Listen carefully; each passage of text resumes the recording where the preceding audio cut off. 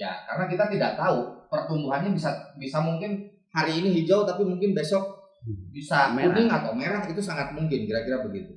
Nah, Pak Kuwu, yang saya ingin tahu sejauh ini seperti apa sih masyarakat desa? Kondisi masyarakat desa khususnya di Desa Pak Kuwu, di Desa Jaya Ratu, karena kebetulan kalau tidak salah di Sariwangi ini sempat ada yang dinyatakan positif COVID-19.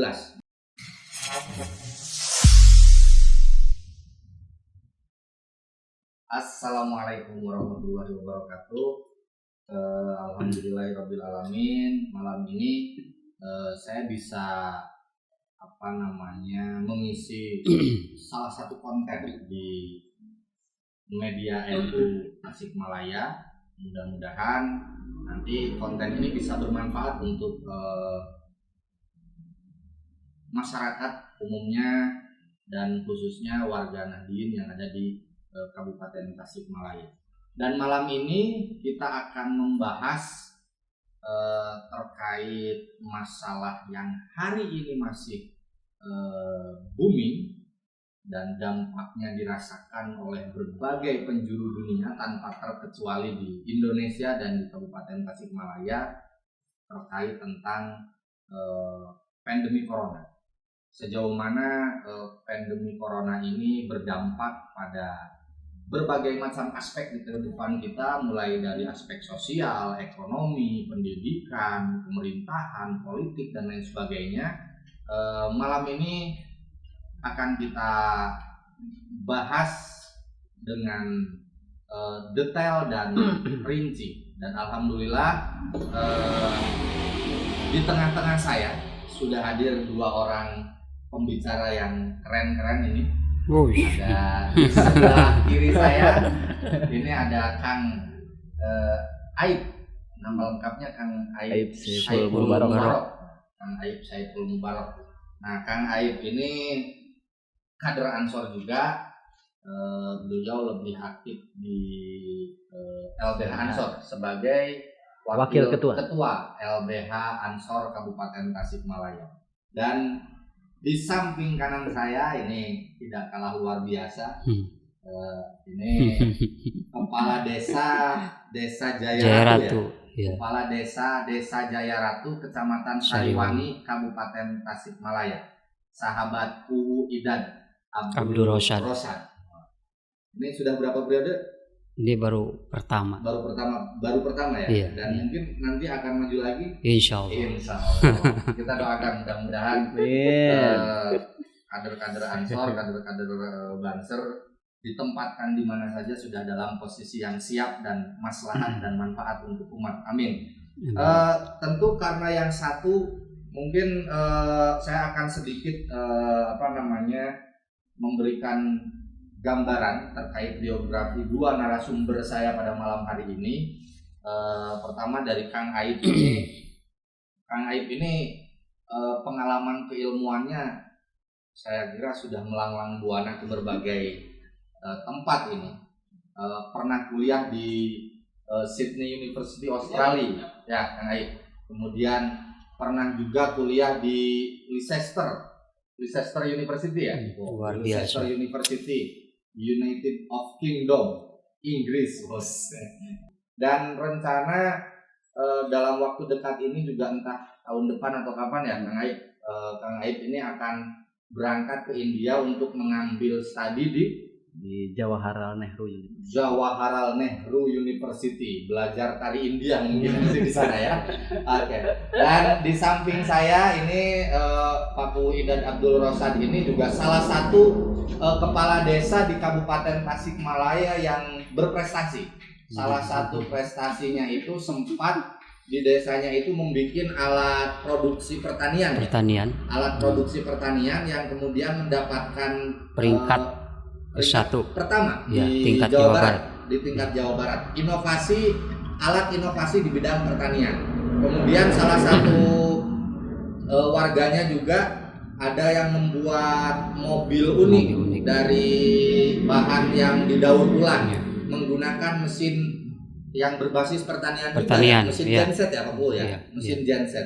Ini nanti tentu kita akan membahas pandemi corona dari dua sisi kacamata yang berbeda, dua sisi pandangan yang berbeda. Yang pertama nanti Kang Aib mungkin bisa menjelaskan terkait pandemi corona yang berdampak secara langsung kepada ekonomi, sosial dan lain sebagainya. Nah nanti Pak Kuwu Idat ini akan menerangkan bagaimana situasi masyarakat desa hari ini di tengah pandemi COVID-19. Oke, tanpa memperpanjang lagi waktu, saya persilahkan untuk yang pertama, saya persilahkan kepada Kang Aib untuk ya diskusi lah supaya nanti kita bisa memberikan informasi sebanyak-banyaknya, memberikan informasi yang kredibel kepada masyarakat. Langsung saja Kang Aib, saya persilahkan. Terima kasih Kang Imam. Assalamualaikum warahmatullahi wabarakatuh. Waalaikumsalam. Terima kasih saya diberi kesempatan untuk bersilaturahmi pada malam ini bersama-sama. Mudah-mudahan dengan kita berkumpul di sini menjadi wasilah yang lebih baik bagi kita semua, barokah bagi kita bersama-sama. Sebagaimana sama-sama kita alami akhir-akhir ini, tentu kita yang viral itu kan kalau sebelum-sebelumnya bulan ini viralnya ini, bulan ini viralnya ini. Saat ini kan semua seragam gitu. Tidak cuma di lokal kita di sekitar Tasikmalaya, Indonesia, seluruh dunia gitu. Trendingnya itu adalah pandemik ini, COVID-19 ini. Orang-orang menjadi intens dengan menyelami soal-soal tentang apa itu virus gitu, apa itu pandemik, apa itu endemik, apa itu wabah gitu. Dan kemudian menggejala menjadi sebuah diskursus yang lumayan baik sebetulnya. Bagaimana pengaruh pandemik ini ke berbagai hal, sosial, budaya dan lain sebagainya. Bahkan bagaimana pengaruhnya dengan hal yang kadang bisa kita lihat remeh-temeh gitu. Saya kadang-kadang beberapa hari ke belakang sempat di satu sisi memang ini sebuah progresivitas keilmuan gitu, progresivitas civilization, peradaban manusia. Tapi di satu sisi memang agak ya masyarakat Indonesia ya dikenal santuy lah menghadapi banyak hal. Ketika kita berbicara ini hubungan pandemik, ketika orang lain bicara pandemik dan pengaruhnya terhadap ekonomi, wah itu sudah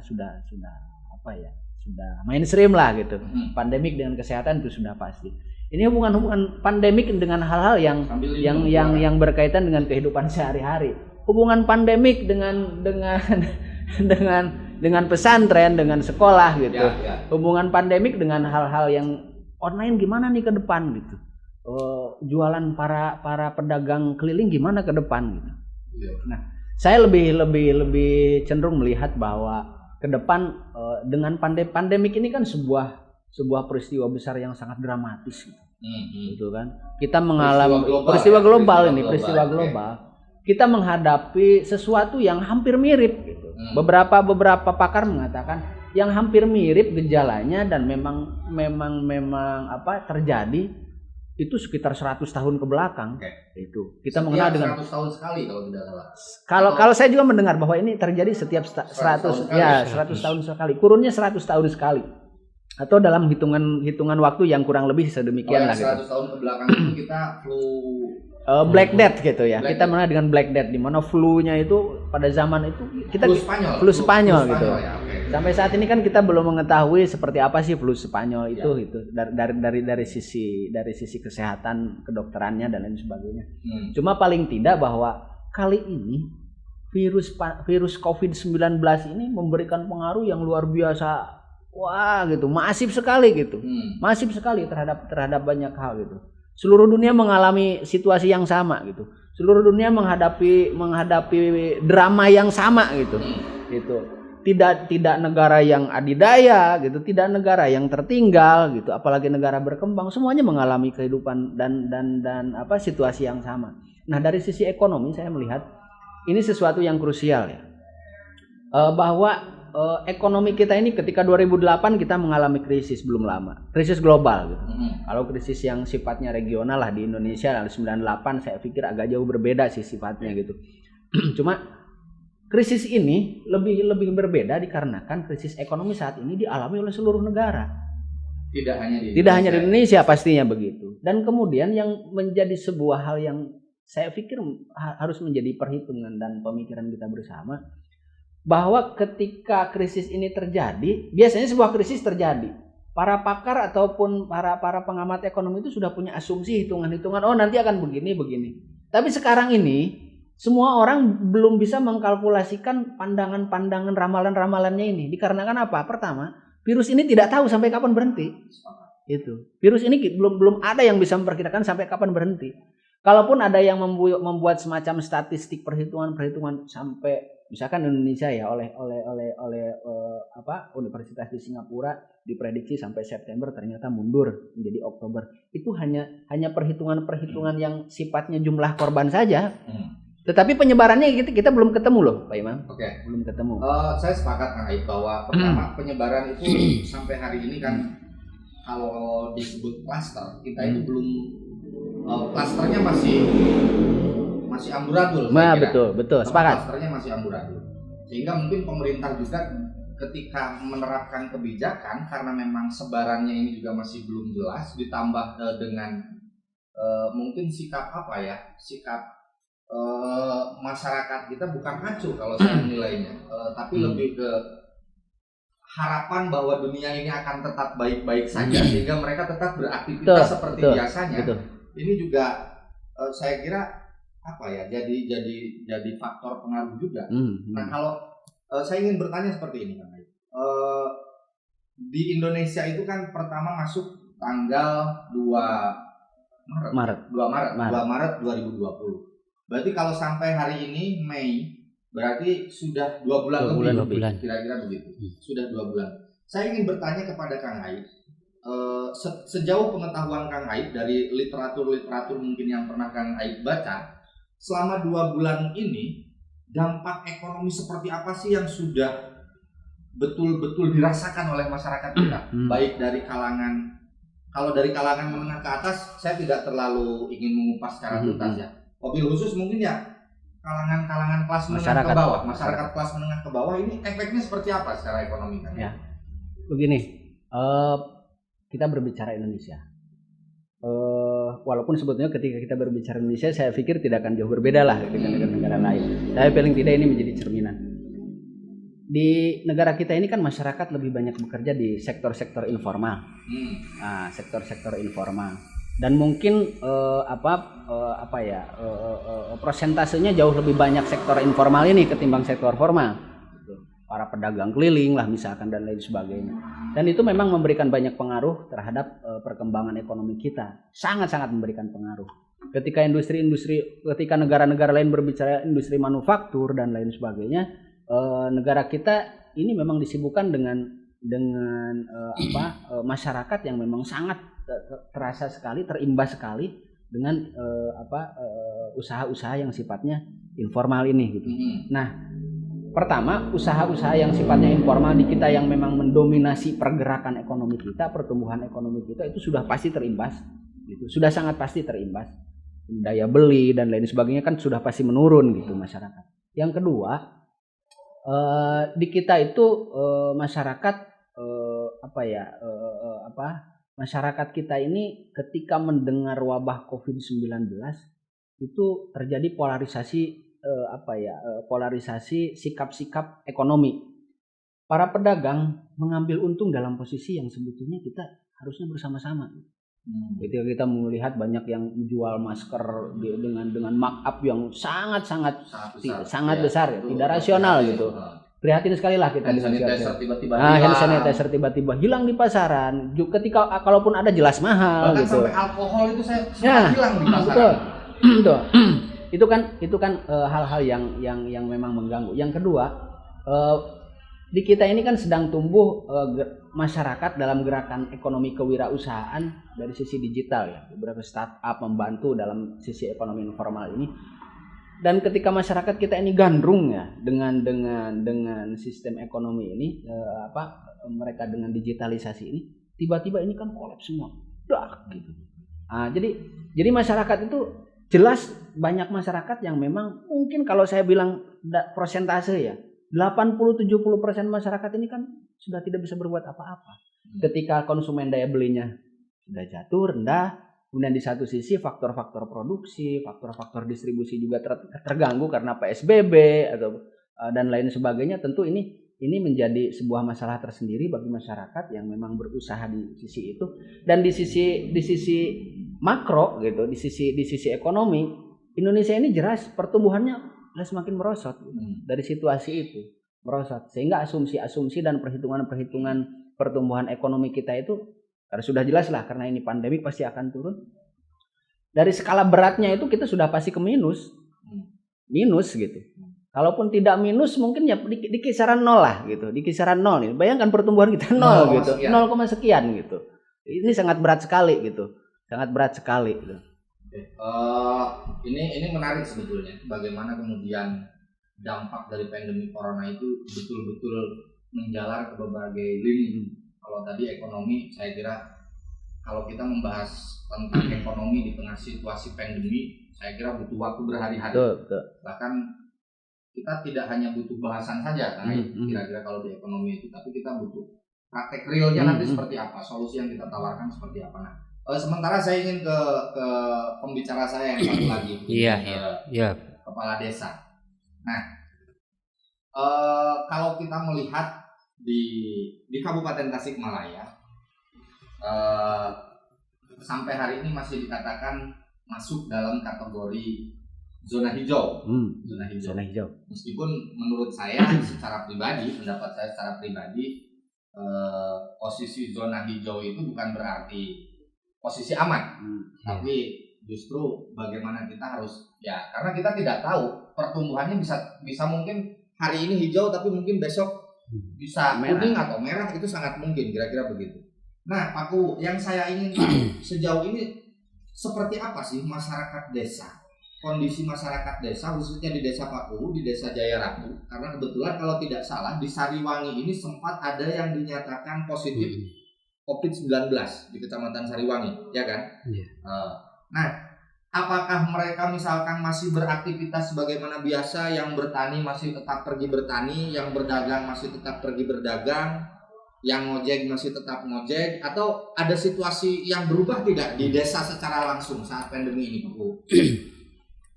Sebelumnya terima kasih, tetapi dalam hal ini perlu klarifikasi, emang pernah ada gitu, tetapi bukan warga Sariwangi, tetapi orang Bandung yang kebetulan lah mudik ke Sariwangi. Nah, dalam hal ini meskipun memang tidak berimbas kepada semua gitu ya, dengan adanya pandemi COVID-19 ini memang tidak bagi masyarakat pedesaan gitu ya. Emang yang saat ini dilakukan, baik itu yang melakukan biasa pertanian ataupun ojek ataupun yang lainnya, memang secara ini biasa ada kegiatan gitu. Tetapi masyarakat sepenuhnya ada yang melakukan gitu ya. Yang lainnya misalkan tetap mengikuti arahan-arahan ataupun protokol dari kesehatan. Misalkan taruhlah masyarakat yang tidak gitu. Siap. Maksudnya begini, bisa mungkin. saja gitu. Nah, misalkan ini mengikutinya misalkan dari itu istilahnya dari jam 9 sampai jam 10 ada masyarakat istilahnya lamun bahasa Sunda mah moyan gitu ya. Moyan gitu. Ataupun yang lainnya ada masyarakat yang melakukan gerakan-gerakan seperti olahraga. Emang ada efek gitu kan dari pandemi, tetapi tidak begitu kelihatannya masyarakat tidak begitu efek 100%, paling di sekarang 60% lah dampak adanya pandemi ini gitu. Nah, ini menarik Pak Bu. Kalau saya melihat sebetulnya begini, jadi keriuhan tentang pandemi ini justru yang paling betul-betul dirasakan itu di kota-kota besar, di pusat-pusat perkotaan.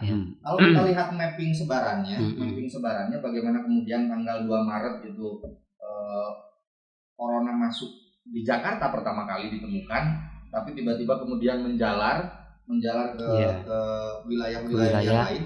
Nah, sebetulnya desa itu baru mungkin klaster kesekian, entah ke nomor berapa ya, setelah dari ibu kota kemudian turun ke kota-kota besar, kemudian baru nanti ketika riuh di kota-kota besar, ini baru dampaknya sampai ke desa. Kira-kira begitu. Nah ini yang menarik ini begini Pak, maksud saya. Ada perubahan pola kehidupan sosial masyarakat di desa tidak saat pandemi corona ini? Ada. Misalkan gitu kan, taruhlah yang ini, mohon maaf gitu kan, misalkan yang mudik gitu kan, yang mudik gitu karena apa gitu, melihat apa medsos gitu kan gitu, sehingga apalagi yang datang dari zona merah gitu kan dampak sosial terhadap masyarakat gitu kan, sehingga ada yang mudik, masyarakat itu taruhlah intinya bukan nggak mau bersilaturahmi, tetapi masyarakat itu waspada terhadap taruhlah masyarakat ya yang baru gitu kan. Terus emang ada gitu kan yang mudik jadi merasa apa gitu ya, dalam bahasanya apa gitu, bukan bahasanya yang naon gitunya bahasa jadi merasa segan ataupun merasa malu gitu bila mudik gitu kan, dalam artian punya perasaan gitu ya, masyarakat itu menjauhi gitu, padahal masyarakat itu tidak sebetulnya gitu, ada efek sosial terhadap antar masyarakat gitu kan, ada gitu. Oke. Lalu pemerintah desa ini kan sebetulnya yang paling bertanggung jawab untuk memastikan bahwa wilayah administrasi yang terkecil di tingkat pemerintahan kita, wilayah administrasi yang terkecil kan pemerintah desa ya, pemerintah desa. Bagaimana pemerintah desa ini memiliki tanggung jawab besar untuk menjaga masyarakat di wilayah administrasinya agar tetap terbebas dari virus corona, tapi bisa melakukan aktivitas sebagaimana biasanya. Nah, yang saya ingin tanyakan Pak Bu, sejauh ini ada program khusus tidak di Desa Paku terkait masalah penanganan pandemi COVID-19? Misalkan ada program inovasi apa, misalkan rapat RT dengan menggunakan Zoom misalkan, atau rapat kapunduhan secara virtual misalkan, ini kan saya kira menarik untuk kita bahas. Nah, ada tidak program-program unggulan semacam itu? Untuk semacam itu emang belum maksimal melaksanakan gitu kan, karena taruhlah bukannya tidak mau tetapi keterbatasan, tetapi bila ada gitu kan hal-hal yang penting perlu diinformasikan kepada masyarakat, kami memanggil pengurus RT ataupun RW, tetapi tetap dengan memperhatikan protokol kesehatan, misalkan ya physical distancing ataupun yang lainnya. Terus sebelum masuk itu ada cuci tangan ataupun memakai hand sanitizer ataupun itu, terus pemeriksaan suhu, terus diarahkan untuk memakai masker, juga duduknya antara 1 meter. Oke Pak Bu, setelah ini saya akan bertanya masalah alur distribusi bantuan dari pemerintah yang kacau balau, tapi kita tahan dulu. Kita akan lanjutkan setelah pesan-pesan berikut ini.